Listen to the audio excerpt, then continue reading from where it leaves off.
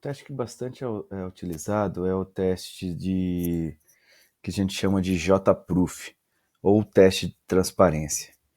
O teste de transparência ele tem como objetivo verificar exatamente não só a geração de tráfego, mas também você verificar a geração do que a gente chama de plano de controle, né? Ou seja, você gerar não só tráfego, mas também gerar, por exemplo, sinalizações como Cisco Discovery Protocol, Spanning Tree, Rápido Spanning Tree. Então, para você gerar o JProof, basicamente a gente vai novamente em Ethernet, 10.100.000, e ele gera em camada 2. Então, ou seja, escolho, por exemplo, 10.100.000 em porta 1 em camada 2. O que ele, basicamente, eu tenho que fazer? Eu tenho que fazer as mesmas configurações, ou seja, o equipamento ele só funciona se você tiver dois instrumentais, um na ponta A e outro na ponta B, né? Então é necessário e é uma licença à parte que você precisa ter, né? Que é chamada de JProof. Então, para realizar a configuração, basicamente eu tenho que vir aqui em Setup, onde na parte de Setup eu vou em Ethernet. Em Ethernet, ao invés de ter a parte que era tráfego, eu tenho a parte que eu chamo de JProof. Então eu seleciono onde está tráfego, o JProof. Observe que abre uma nova aba escrita JProof. Isso você tem que fazer tanto do lado A quanto do lado B, né? Só que um deles vai ser o master, um deles que vai receber a configuração.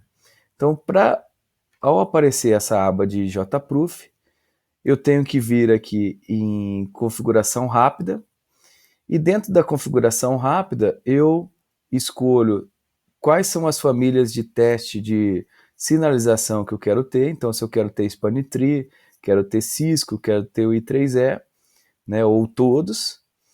E se eu tenho VLAN, QoQ ou outros protocolos. Então, eu seleciono, por exemplo, aqui que eu não tenho nenhum e crio todos os protocolos, como Spanning Tree, Rápido Spanning Tree, Múltiplos Spanning Tree, né, LLDP, VLAN Trunking, LACP, ou seja, vários protocolos, e vou realizar o teste de transparência.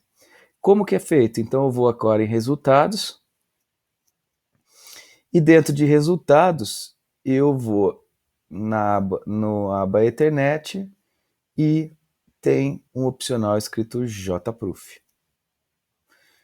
Ao colocar JProof, eu estou apto a realizar o teste. De que forma? A primeira parte eu tenho que vir e gerar um loop na interface, ou seja, lá na outra ponta, que também está como JProof.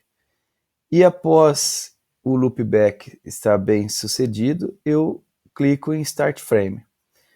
Então observe que a partir de agora o teste de JProof ele é realizado.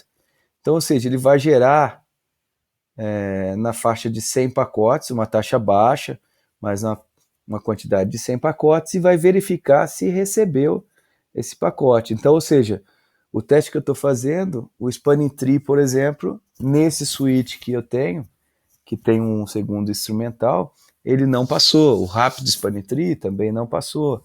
E assim, a cada um deles eu vou verificando se vai ou não passar esses protocolos de sinalização, ou seja, o que a gente chama de plano de controle.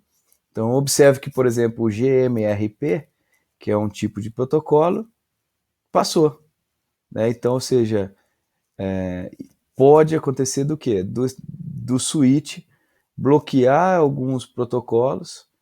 Então, o teste de JProof é você verificar se esses protocolos eles vão passar, né? Então, se a rede é transparente para esses protocolos. Então, a gente teve casos que, por exemplo, cliente fazia RFC 2544, mas o link, um determinado protocolo do cliente não subia. E aí era exatamente porque o switch muitas vezes bloqueava determinados protocolos, né? Então aqui pode ver claramente que alguns protocolos eles são bloqueados. Então esse seria o teste de JProof, uma vez que ele gera esse teste, né? Deixa eu minimizar aqui com essa setinha. Você consegue visualizar se está passando ou não.